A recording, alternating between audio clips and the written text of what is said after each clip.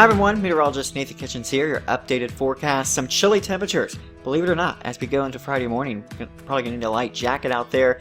We're going to see some great weather Friday and Saturday here, and then we'll see some showers coming in for the forecast as we go into Saturday night and into Sunday morning. So here's a look at your Friday. Should see partly to mostly sunny skies throughout the day.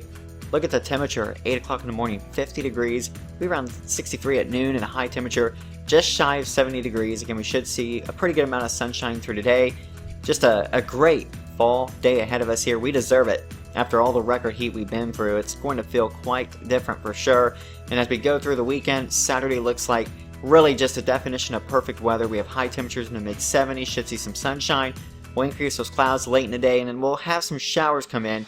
Really not really till we get past midnight Saturday night, and through about noon on Sunday we'll have showers scattered about the area, pretty light.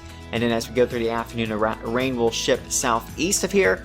As you go into your early next week, look at these temperatures here, very comfortable, pretty close to normal for this time of the year. And you can see lows, they get down as cool as 43 degrees by next Tuesday morning. We're going to briefly warm up again later next week. High temperature 75 by next Thursday, ahead of a perhaps stronger cold front as we round out next week. That's all I have for your update today. Enjoy the nice fall stretch of weather ahead.